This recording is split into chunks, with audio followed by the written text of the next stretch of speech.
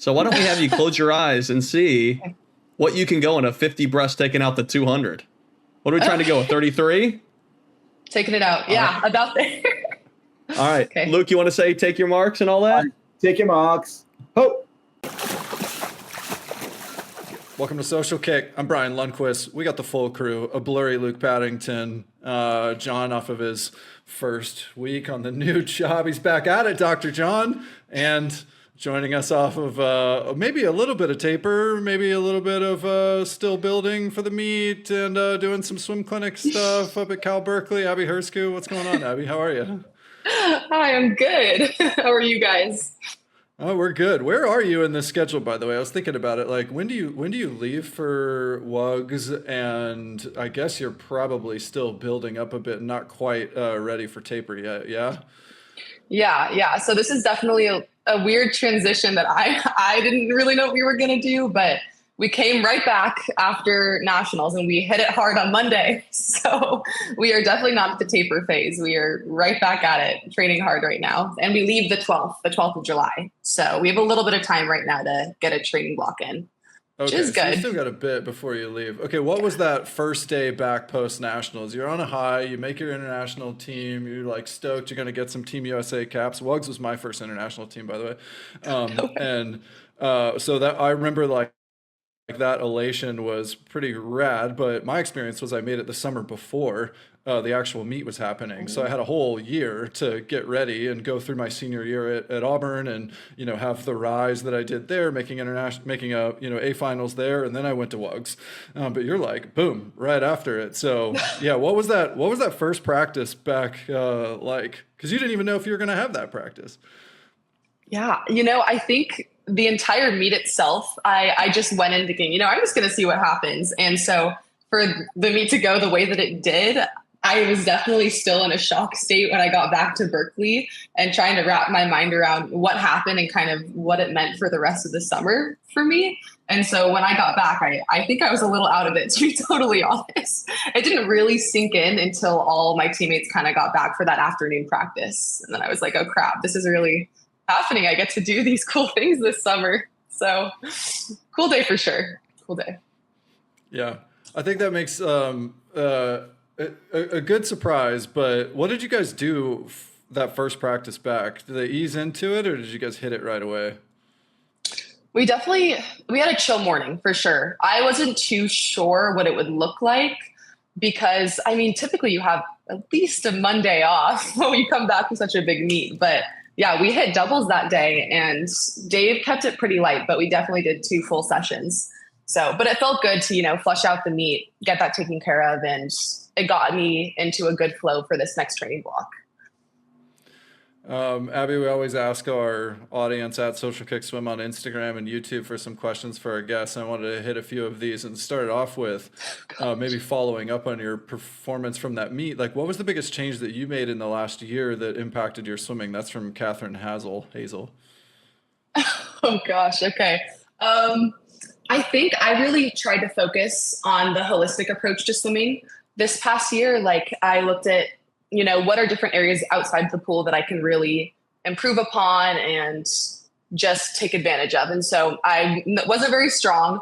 My freshman year and sophomore year, I got from 3 pull-ups to maybe 6 pull-ups. And this past year I got to like 13, which was a huge improvement for me. Just an example for like weight room, I was pretty darn weak last year. So I was like, this year we got to tackle that. And, nutrition, just tried to do protein, get my protein in, eat the right foods, water, all that stuff. It makes a huge difference to, take care of yourself outside of the pool. So when you go to practice, you feel ready and prepared to take on whatever's thrown at you. And for me, taking care of those things made my practices just go so much better. And I felt so well prepared to really just give it my best shot every single day. And I think it just made a huge difference for my entire season. And yeah, it made a pretty big change in long course, especially. This next audience question comes from someone you might know, Miss Kim Williams. Wants to know, what is your favorite thing let's do this one. Craziest breaststroke drill or set that Marsh has had you done? Oh my gosh.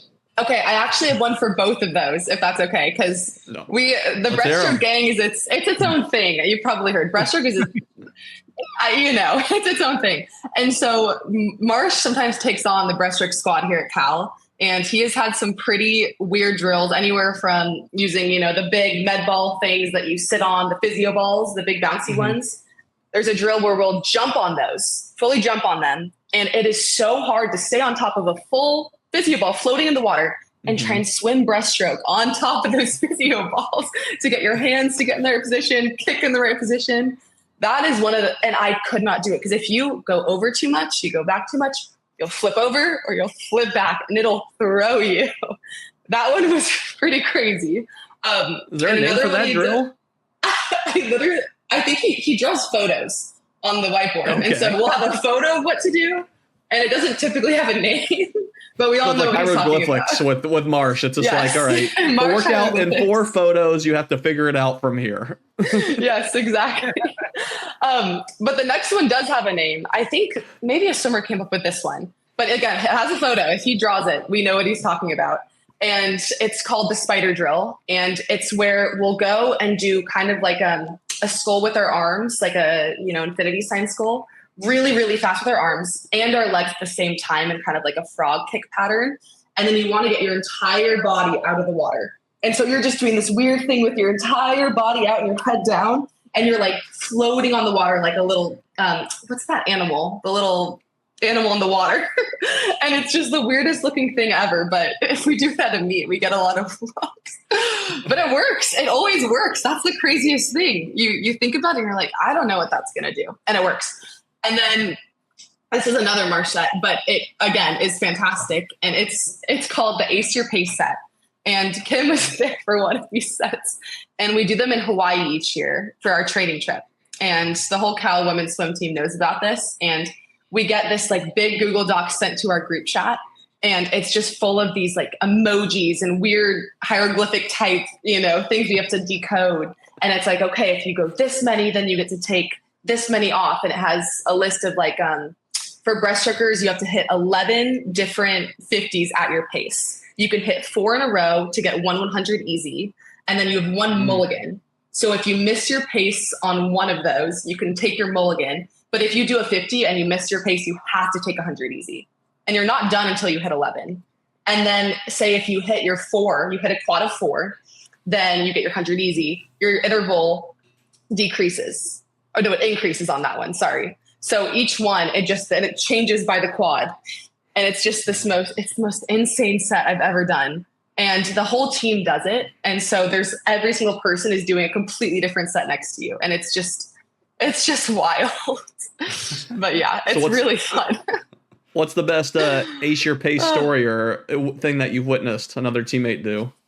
Oh my gosh. Well, it's really, so breaststrokers, we only have 11, but for backstrokers, I think their numbers like 16 or 7. It can get up high. And especially, I think there was one year it was 16 or 17. And there were 2 girls, I think, they went for like an extra 30 minutes past us. We were all up in the blocks cheering and they just kept going. And you feel bad as a breaststroker in that moment that you're just done. And we're doing like our ball drills and they're just grinding it out. That was a funny one. But yeah, a lot of fun stories. Well, do you know what will happen if there's if Marsh draws someone puking? What set that's going to be? If someone draws a picture of someone vomiting, do you know what that's going to be? What set that'll be? Because Brian might have to tell you what that'll be from the Auburn days. I think that just means do this. If he draws that means get to this point in the set. Oh my gosh. Yeah. Oh, I thought what he said. The puke sign would be the Gatorade set. Yeah. A Gatorade set. Yeah, we did the chug a Gatorade, do 100 all out, and chug another Gatorade and do 100. Oh my all gosh! Out. Yeah, that was all Brett Hawk though. Marsh didn't have anything to do with that. He had already left at that point. Actually, he was in Charlotte. Yeah. Wow. Yeah, crazy David stuff. I remember I came into practice one Monday morning and. It was like, during the college season, I think it was in the fall, but like late fall, so you're like into training. And we walked in and I guess the gymnastics coach, did him a favor. And so he owed David or whatever reason, like David did him a favor, and so he owed David a return. And so he said, "Hey, anybody who swims the 100 freestyle, just go put your clothes back on, and we're gonna go for a walk." So we had like walked out on the pool deck with our swim bag and everything, and like dressed ready for practice. And then everybody else we went back in the locker room, put our clothes back on, and met outside of the pool. And we walked over to the gymnastics place, and then we just started we spent the whole like hour and a half of morning practice time learning to do backflips into the foam pit and on like the on the whatever it was, the floor exercise mat, Yeah. And it was like that was all we did, and everybody else was like, what the fuck? Just like totally skipped out on practice. And I don't know. Oh my gosh, that's the best thing I've ever heard. Actually, that makes me think of that one more thing now that you're telling me that. It's these weird like out of the water things, but he'll think of the most creative ways to like get you to think of something different. And so we were working on like our entry it was a dive entry and getting your body really flat, Yeah. And so everyone else is doing this crazy hard sprint set, like super difficult. And so he's like, 4 breaststrokers, Abby, you guys get out and come over here. And he had oil, and he sprayed oil on this board. And he said, okay, like get a partner, get on the board. And we laid on the board, and we would hold up your partner and you just slide in the water. And I swear we did that for like 30 minutes while everyone else was just killing themselves with these underwater sets. But I was like, holy, this is amazing. But my dive got a lot better. So, but it was awesome. It's a good day. It was a good practice. So funny. Sounds like it.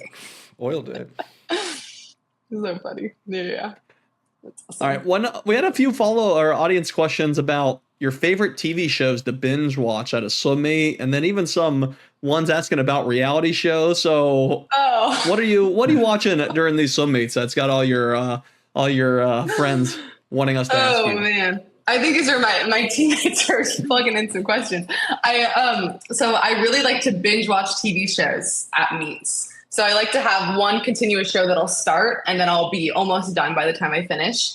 So like at NC's, I completely started start to finish that show Apple Cider Vinegar. That was a little bit morbid. That was a darker one on Netflix. But when it was a little dark. But at this past nationals, I watched Love Island and Below Deck because I was rooming with Rachel Klinker and we really got into the commentary. And it just lightens the mood. It's just so fun. We color in our little coloring books and we watch Love Island. Really fun. Coloring books. Oh yeah. It's at ACCs, all these girls started pulling out it's like the Mosaic adult coloring books. And they were talking about how it's super amazing for stress relieving, just calming down. And they have these markers that have little like felt tips. I was like, okay, I'll try. It's amazing for calming your mind down after like a final session. You just color it in, super easy.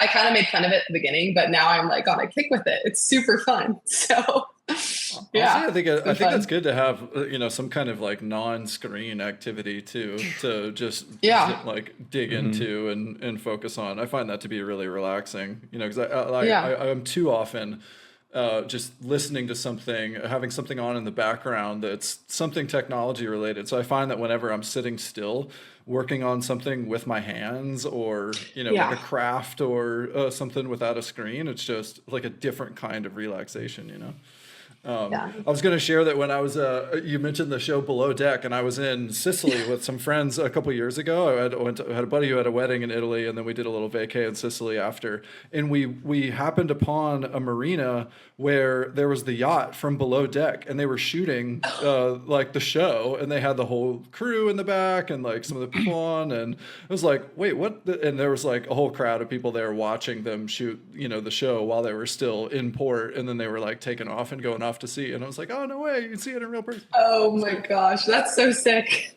I would have been tempted to go up and like peek in or something. That's so cool. Yeah. Have you ever seen a celebrity or somebody famous in person? And if not, who would you want to see? And you can't count like a concert or something like that.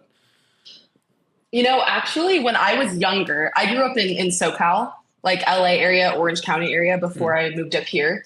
And I don't know if I worked this in my mind, but we went to this kind of, in Hollywood, you kind of see celebrities when you're walking around. Just that's a normal thing. And I swear I saw Justin Bieber.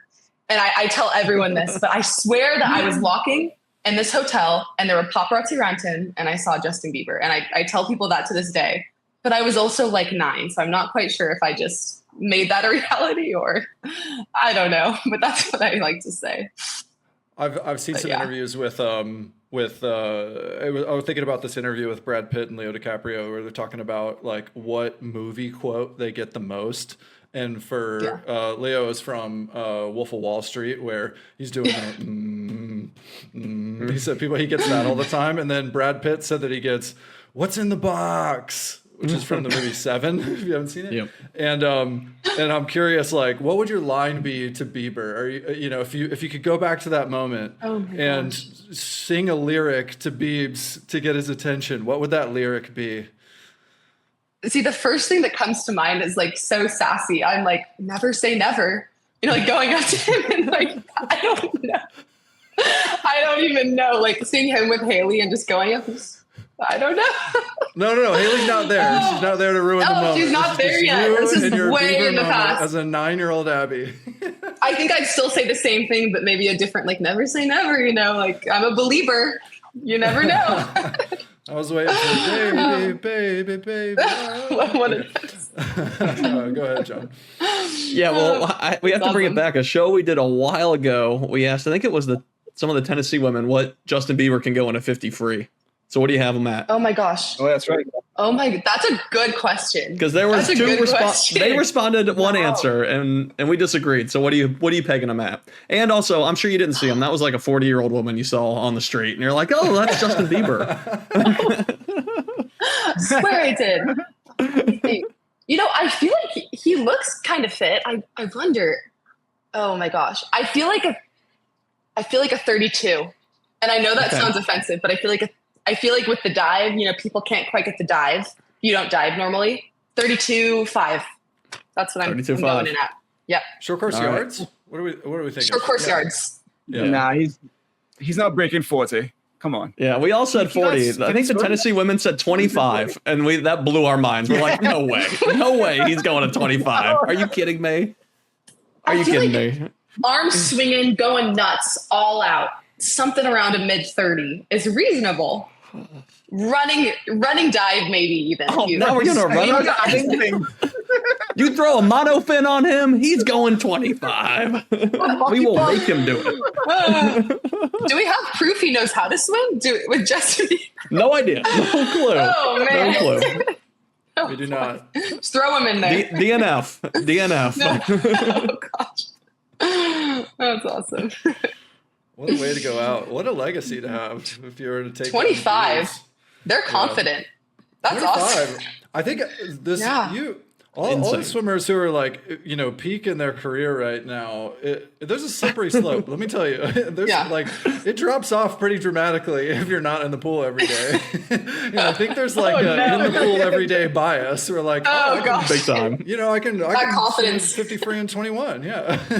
You go to the YMCA or LA Fitness. Yeah, you'll see what it's really like. Oh no. Oh, that's awesome.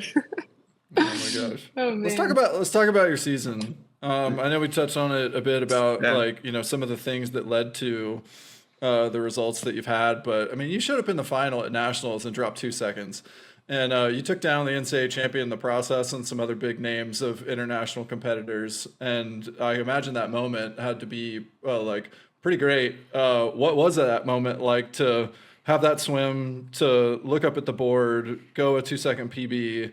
What was on your mind? I think this whole year I just had to really work on my patience because my whole collegiate career has been a lot of ups and downs. And my long course hasn't really clicked. I mean, I've had the same time since high school. I've had around a 230, 231 since I was 16. And so I've really been waiting for that shoe to drop. And I've just been working so hard at my pace, at all these different aspects of swimming in general and my mindset. And I was just really waiting for just a drop, anything to show me that I'm on the right track, that things are going in the right direction. And even at the beginning of the summer after NCs, I was planning on taking the entire summer off, which is crazy looking back now. I was like, I'm so exhausted. College is a lot.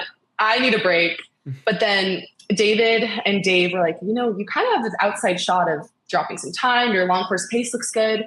But I was still sitting at a 2:30. So I was like, I don't know what you're talking about. But I was like, I'm gonna try. I'm gonna see what happens, and I'm gonna try.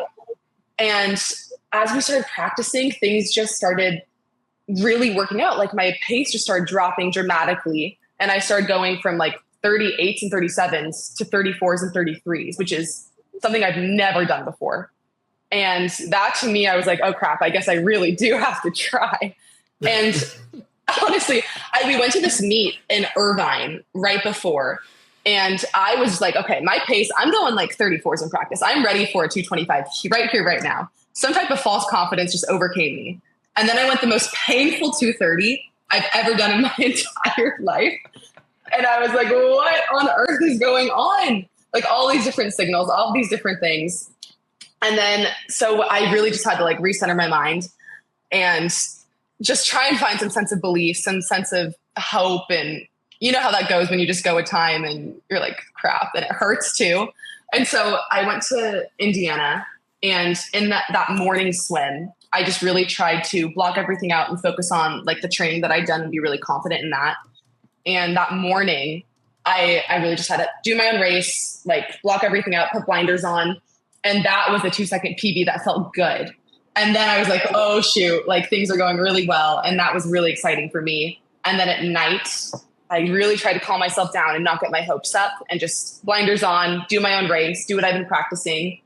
And then like when I finished, I had no idea what I went because I completely tried to swim my own race. And I was only looking at Emma because I've been racing Emma for a long time, but I was trying to just race her, not look at anyone else. When I saw that time, I was like, oh crap, because I had no idea that's what I went. I've been going 230s for like 5 years. And so I was like, oh my gosh, it was just the coolest thing ever. And I've been stuck for so long. So to break through something like that and then to hit these goals of mine that I've had forever, it was just the coolest thing. I was so thankful. And yeah, it was a really big boost in my confidence. It was really awesome. It was a cool moment. So really awesome race, really cool experience. Yeah. No, definitely. Long-winded answer. No, hey, that's the truth though. And I think a lot of swimmers can relate to that. I know I had an extended period in the 50 free where I didn't drop. And I'm curious what kind of kept giving you the motivation to keep going at it again. Cause like you said, you had a long period when you didn't drop. And then also you'll have to tell us what a 200 stroke feels like. That feels good. Cause Luke, Brian, and I have never had a 200 stroke that has ever felt good. Long course, especially. That's fair. Yeah, I think that we kept doing this set over and over and over again of like 2050s. And I think seeing my pace like go down little by little by little was really encouraging to me because I wasn't like a best time in a race, but it was a best time in something I'd never done before. I'd never hit pace that fast before, like over and over and over again. And so I kind of got this mentality of like fake it till you make it. And I've been hearing little things that people really do that. You know, I was trying to act like I already had a 226, like I already had a 225. And that really helped me. It really works. I don't know if you guys have tried that, but like it really helped me. Our whole life we've been doing it. Yeah, it really makes a difference. Every aspect of our lives, we do that. But yeah, you're on the podcast. Like, I think first real example. I was like, yeah, like I already have a 225 walking in there with my 230, and then and so I think that really helped me just go in there knowing like I'm really capable of these goals that I have, and so that was really helpful. And then what was the second part of your question? So sorry. How you can actually do a 200 stroke long course that feels good. Yes. You know, it's so funny. I've always wanted to be a 100 swimmer and I cannot do it. I've always, even when I was little, I was dead set on being a sprinter because the 200 hurts so bad. Like, everyone knows it. That I think the 100's way more fun. I always look forward to it. I always go, this is the meet that I'm going to become a 100 swimmer. And then it doesn't quite go that way. And then I'm a 200 swimmer again. And every single meet, it's the same cycle again and again. But I think just being able to like nail that pace. And I'm a big, like I depend on my kick more than anything else in my stroke. And so there's kind of a way that I can kind of hit my line and cruise. And then it's not as painful because it's more of just like, a motion that I'm a flowy motion that I'm just hitting my line and cruising. and it makes it less painful because I'm doing that for 99% of the race, sprinting the last lap, and then you're done. And so if I go in like with that mentality, it makes it a lot less intense. Yeah, totally. Yeah, I think that's one of the things about elite swimming is like, you know, as a kid, you know that you go into like some event and you're like, oh, this 200 breaststroke is really going to hurt. And then you think that as it's like a fallacy that as you age, that just because the times get faster and you're swimming for less amount of time, that it's going to hurt any less. And it still hurts a ton, you know, and like you have to break it down into these little components of, you know, there's only a couple things that I can focus on. Otherwise, you know, you're going to be scrambled in your head. You're not going to execute the race. You just have to break it down into some of these subcomponents. I have a few follow-ups. One is back to the mindset piece. We used to talk about that for the 50 freestyle because now, you know, nowadays it's guys who are like on the men's side, people who are trying to get under 19 seconds in the 50 free, let's say. You have to imagine that you're an 18-second 50 freestyler. I remember the first time I swam a 19-second 50 free, and in those moments, it's like when you're trying to break a barrier or you're trying to get to a certain, you know, speed, whatever. You do.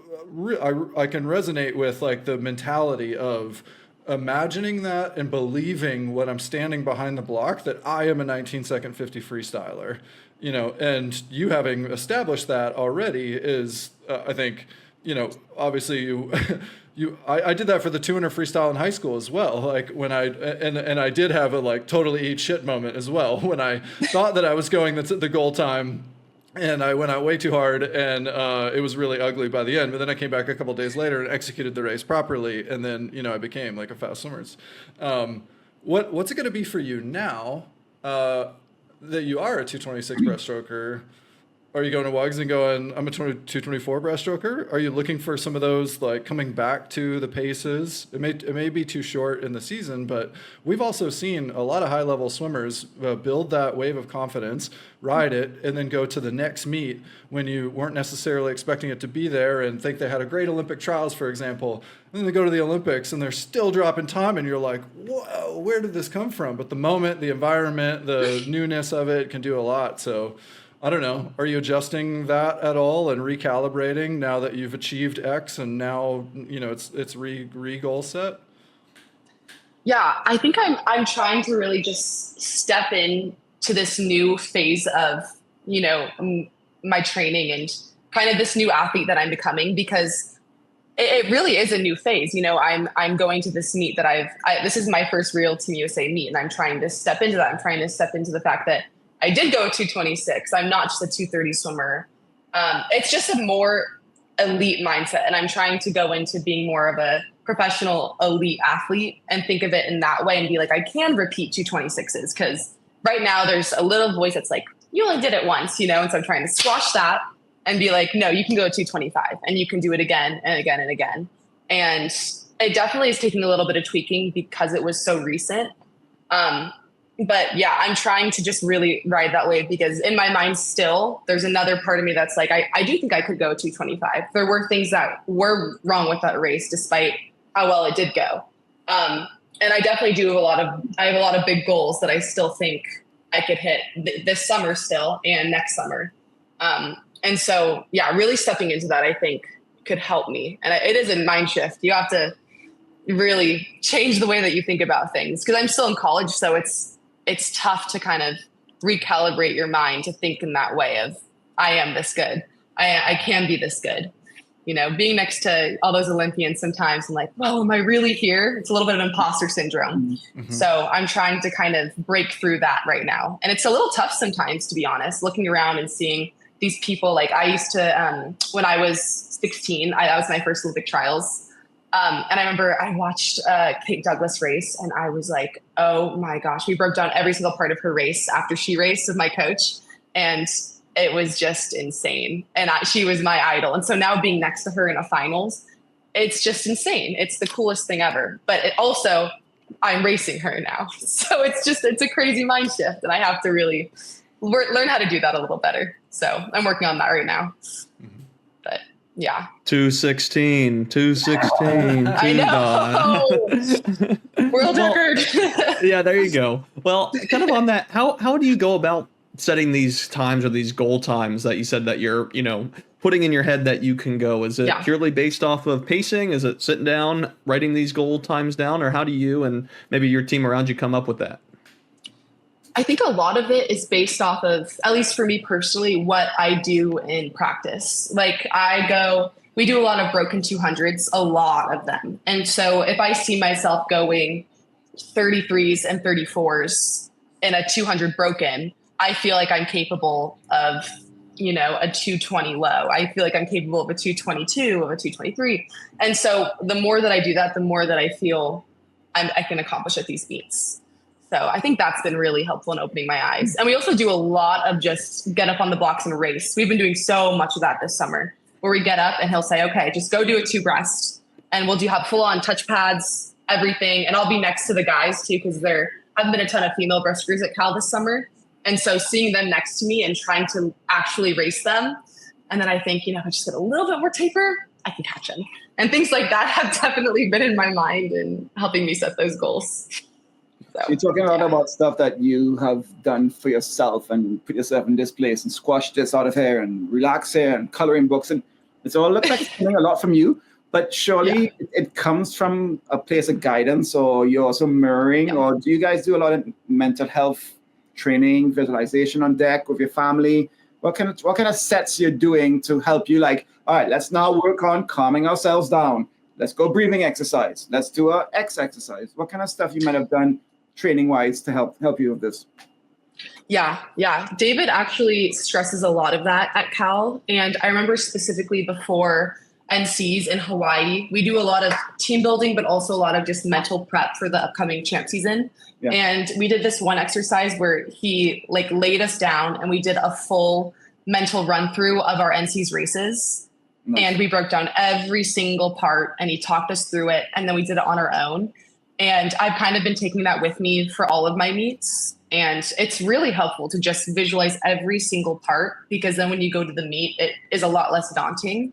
And I've been doing that. And I do just a lot of quiet time where I'll lay down by myself and try and completely clear my mind before I go to bed at these big meets. And that's something that I just learned online from thinking of mindfulness techniques and Google and all that.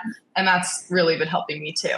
But yeah, just some random assortment of things. There's a famous story of the 100-meter backstroke gold medalist from 1992. This Canadian guy called Mark Tewksbury. A year before he swam his 100 final in Barcelona, he went to the exact pool, 1 year to the date at the exact time, and stood behind the blocks and swam the race in his head.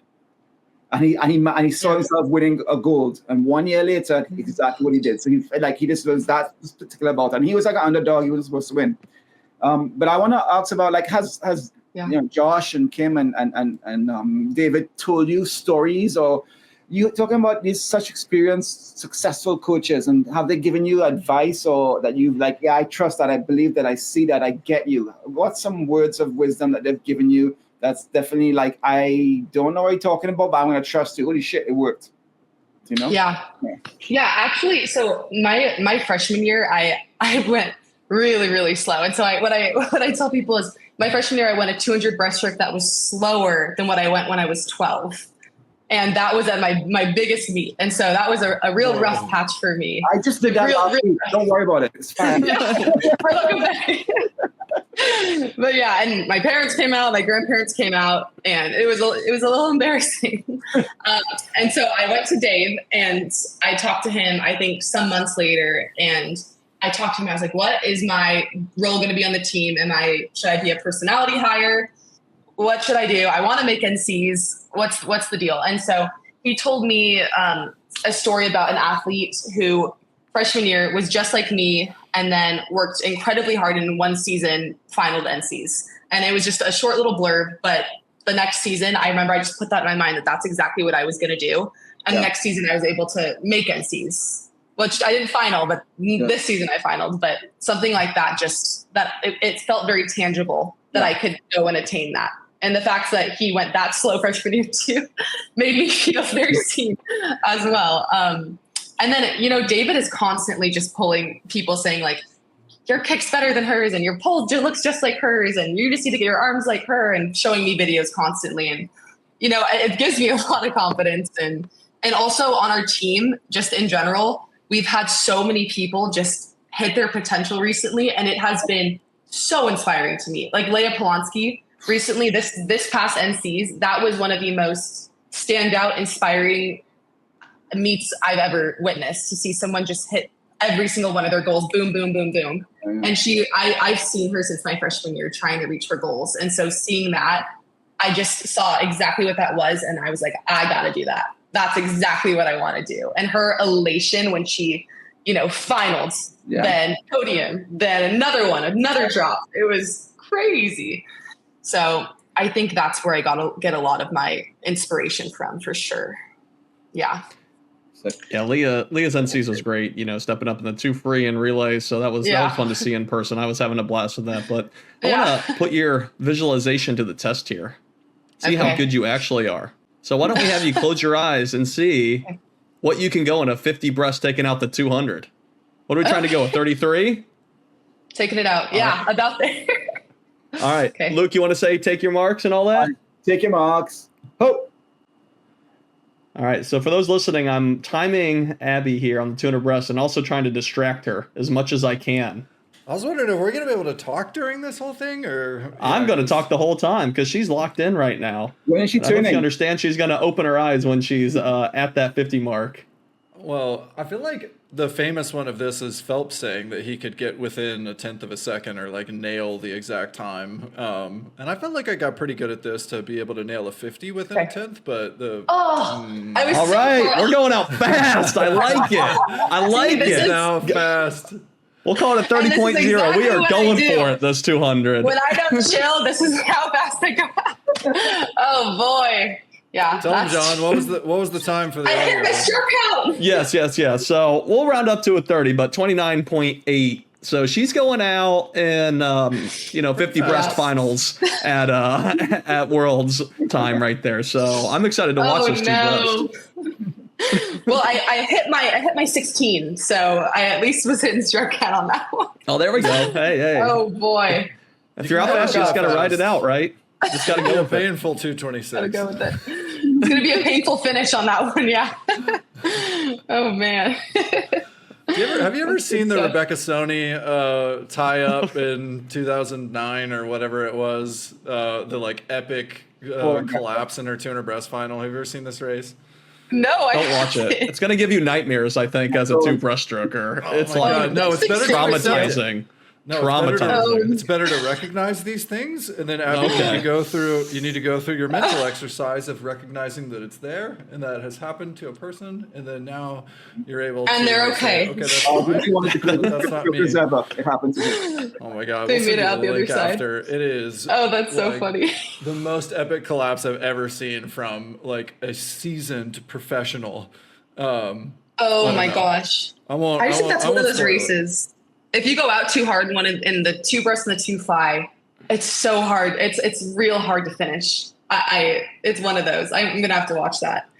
It's a different kind of thing. Now that you got your crazy sit on top of the water drill with your forearm strength and your lower leg the legs, strength, the head down. Can you what hurts the most when you're totally eating it at the end of a 200 breaststroke? Oh my gosh. I gotta say, I think my legs, if those give out, and that's what I rely on the most. So if I don't have my legs, I don't think I can't finish. And my arms, they won't move without my legs. My arms can only do so much for me. Oh gosh, no legs.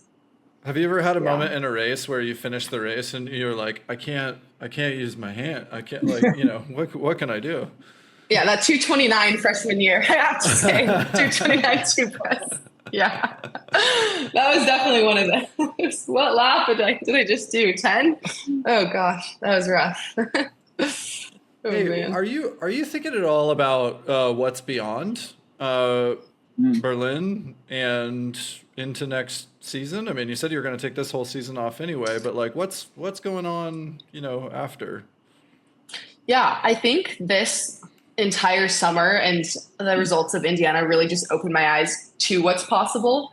I think, you have to have something like this happen for me, at least. I needed something like this to happen in order for me to even consider swimming after college. And so for me now, I'm incredibly excited about Berlin. It's always been a dream of mine to be on a U.S. national team. That's been since I was little, that's been a dream. And so I'm definitely looking to swim next summer and see what happens. I just kind of want to see where it goes from there. I'm really excited about the next short course season. I think there's a lot of room for improvement for me there. And so I'm kind of just going to take it bit by bit, but I definitely think I'm going to be swimming next summer, which is something I wasn't considering until a couple of weeks ago. So really exciting life changes recently. Yeah. What do you think you can take from the big drops in the long course pool into short course? What are some of the things where you've been, it hasn't been linear, but you've still made progress. And I'm wondering do you have some goals that exist in the short course pool that have been unrealized? What are those things that you know it's out there?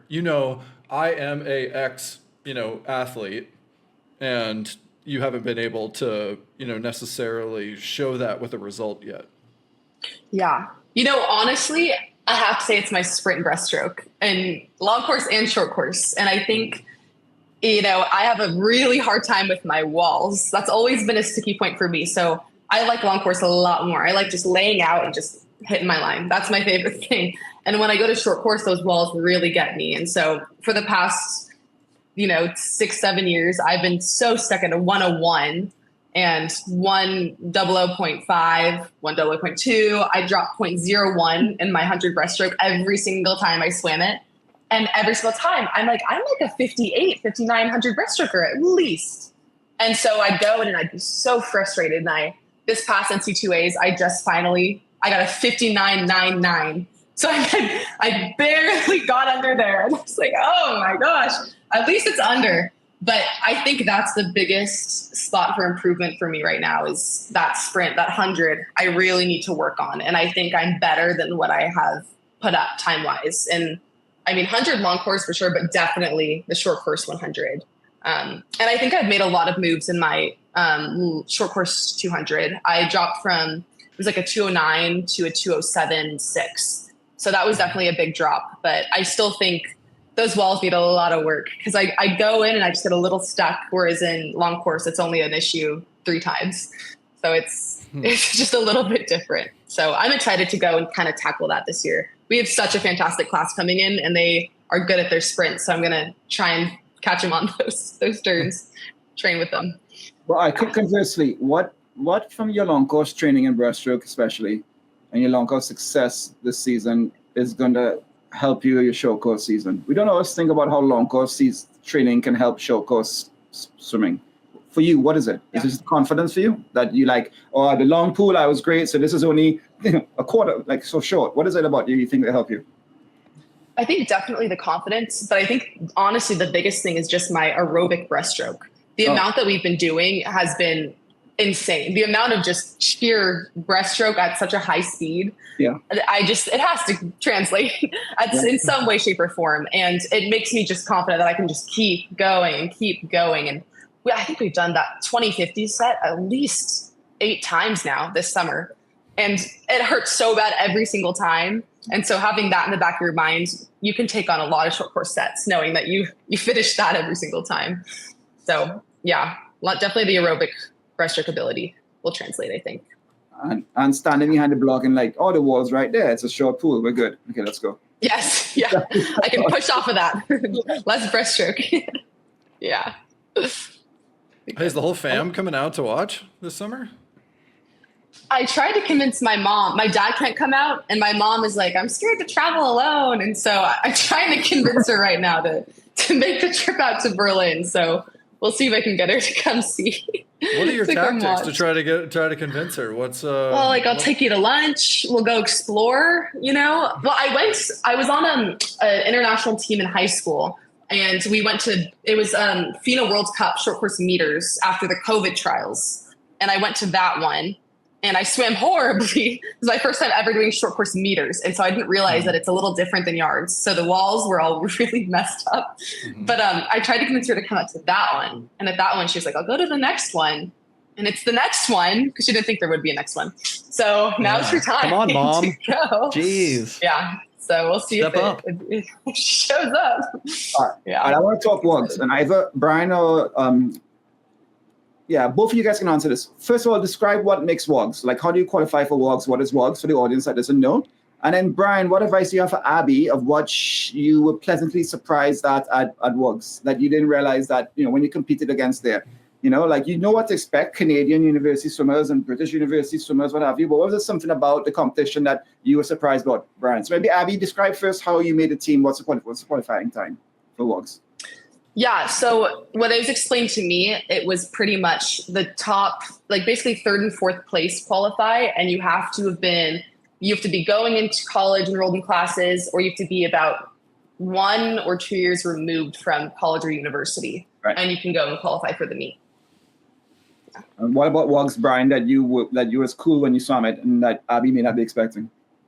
Well, she might be expecting it, but I think maybe there's some for the listeners who may not be as close to it. One cool thing about WOGs is that it's a games environment, and by that I mean it's like a festival. There's a village, so it's like the Olympics in a way, in the sense that there's a dining area hall, and all the athletes are staying in a dorms kind of situation, all in the same area. And like that was the first swim meet that I ever went to that was like that. And I also swam at Short Course Worlds and Pan Ams and some other big meets, and like those were not that nature. They weren't village style meets. So that was the coolest thing about WOGs to me, is it gave you that kind of feel of I'm part of this like unique experience that involved not just swimmers, but athletes from like all other sports that are in the games.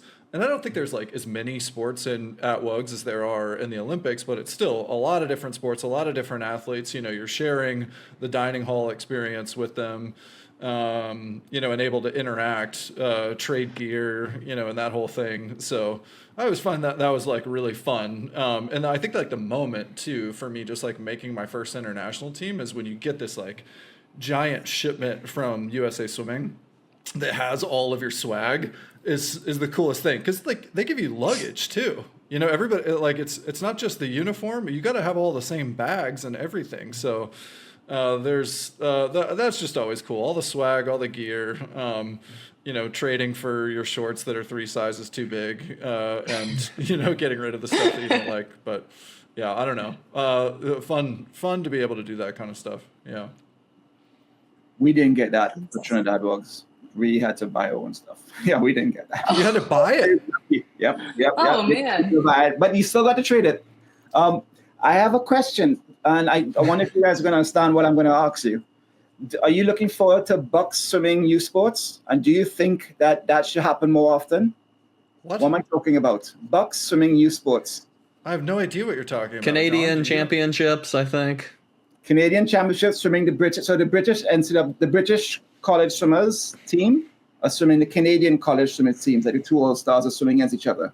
Do you think that we should do that more often? Like the NCAA All-Stars swimming against the Aussie University All-Stars, and we see more of those dual meets? Because the Canadians are swimming the British in, I don't know, X time.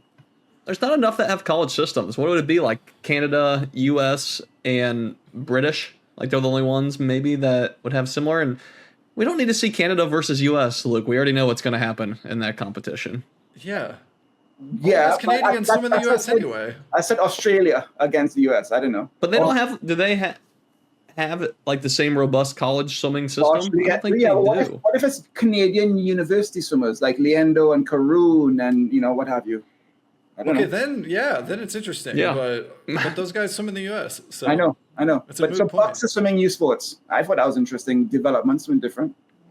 Do me. I have a different follow-up, which is I thought you were going to ask about this earlier, Luke, because Abby mentioned that she's working on sprint breaststroke, and Luke famously is heading to the Masters Worlds and is going to be the breaststroker on Trinidad's relay. Luke, you want to do it? You want to visualize it, Luke? We don't have enough time in the podcast. Luke's got his fancy racing suit. He's been sending us try-on pictures that are not ready safe to for go. work. Luke, I'm scared. What advice do you need to get? You got an expert right here who's working on the same thing as you're working on. She's taking 200s out in 29.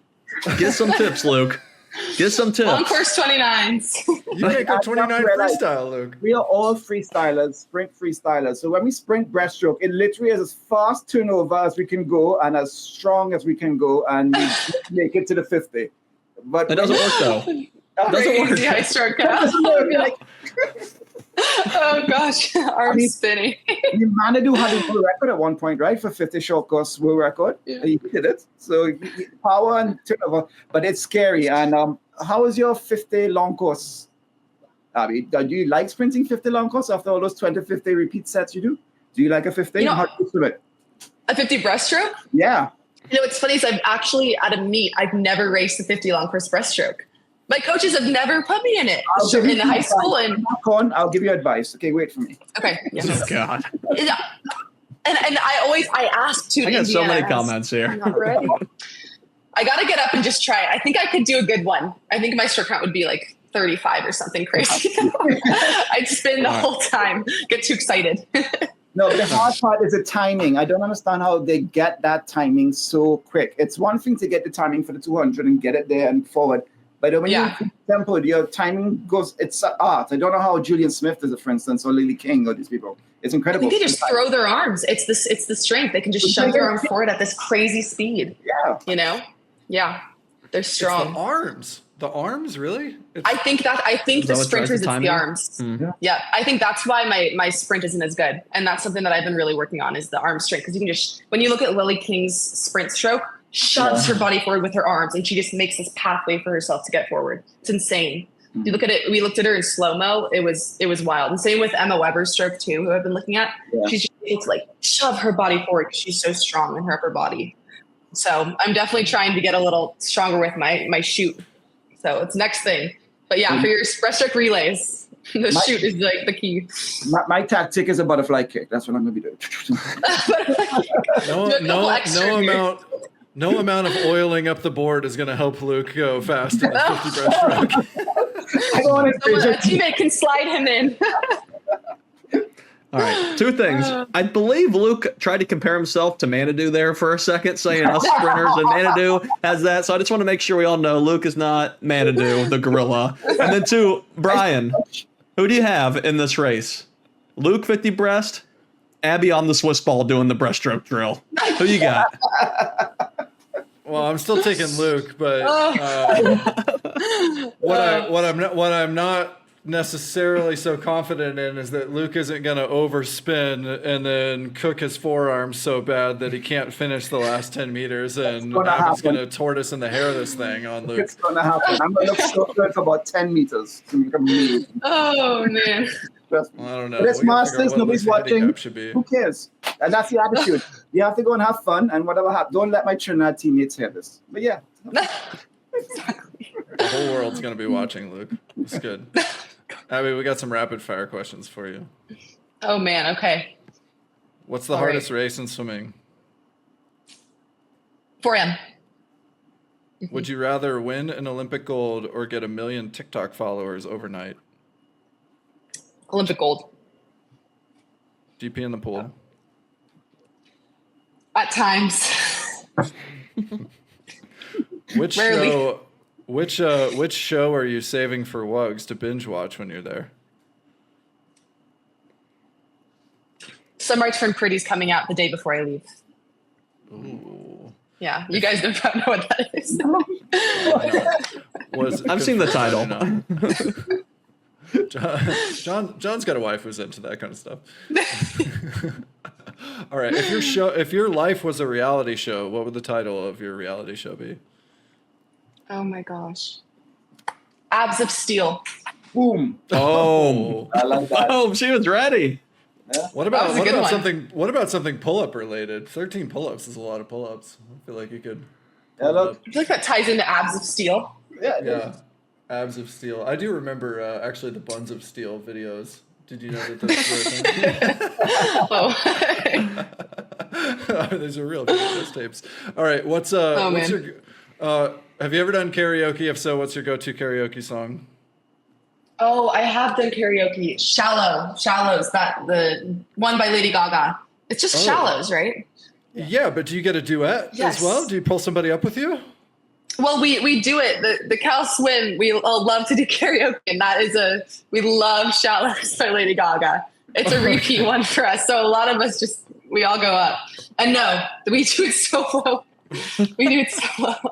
Okay, what's back to us. Well, I need to follow up with what's a karaoke performance we all need to know about that has never seen the light of day? Oh my gosh. When I was a freshman, there was a senior, Ayla Spitz did a full-on rendition of, it's that movie, oh my gosh, where there's all these different parts and it's about a cappella. Pitch Perfect. And it's the riff off. She goes crazy with the riff off, and it's in my mind until this day. She knows every single part of it. Whoa. Of the riff off? When they're doing like 10 songs? Yes. Wow. Every single part. Yes. It was so good. She knows all of the different singing parts of that movie. So good. Remember it still. I'm just imagining the Anna Kendrick. Gotta get her on for that. Thing. Oh yeah, that was good. It's a good one too. Pretty good. Yeah. All right. Let's switch awesome. gears. What's the hardest set you've ever done? Oh my gosh. Oh, that's tough. Honestly, it's tied. Probably one of the 2050s that we did this summer when it was all out best average in a suit. That was the hardest I've ever pushed myself ever. So that definitely was up there. But then I have to say, there was a set we did in high school over and over and over again that is still ingrained in my mind when I was supposed to be a 4-ammer, because everyone in club is supposed to be a 4-ammer, 2-flyer, and everything somewhere. And we would do sets where, yes, miler, everything. It was insane. It was, and our club coach would go, it was like 4 4AMs, and then you go into 4 100 freestyles, and then you go 4 400 freestyles into 4 100 IMs, and then you go into 4 400 IMs into 4 100 freestyles, into 4 400 freestyles into 4 100 IMs. You would do that 8 times. What? What? And I remembered the fact I can repeat it like this to this day. You know when it just stays with you? That's a club set that stayed with me. And then I was not a 4-ammer. Let me think. I don't even know. I just remember that I just back and forth and back and forth. Well, that's $2,000 each round, right? How could that be? Yeah. That was insane. And it was a single that day. So that was like the big daddy set that we would do. Oh yeah. Oh, that was a single. Oh yeah, that was the morning session. Let me tell you about the evening. Oh gosh. And I remember. Oh my gosh, yeah. That was the end of the 4 a.m. There was no chance I was going to swim that again once I got to college. No shot. Yeah. That really got me. That set got me. But yeah. That's how we then get in college, anybody. 2050s. Yeah, that was intense. God, that's terrible. That was a tough I don't think Becca Mann's even liking that set. How much average is that? Yeah, insane. It's definitely up there. It's got to be like 10K. It's 4 4s and then 4 1s, so it's $2,000 per round, and you do that 8 times. Yeah. I mean, so 1,600 or 16,000. That's unfathomable. Holy shit! All right. That was a really, really bad day. Let's get rid of that, club coaches, can we? Yeah. All right. What's the best race that you've ever seen live? Oh, the best race I've ever seen live. Okay, I'm a 200 breaststroker, so it had to be Kate Douglas winning gold at this last Olympics. I'm a sucker for a good 2 breast. That was the coolest race I got to watch live, and just oh my gosh, that was so beautifully swum. Yeah. That was really fun. Yeah. Pretty simple.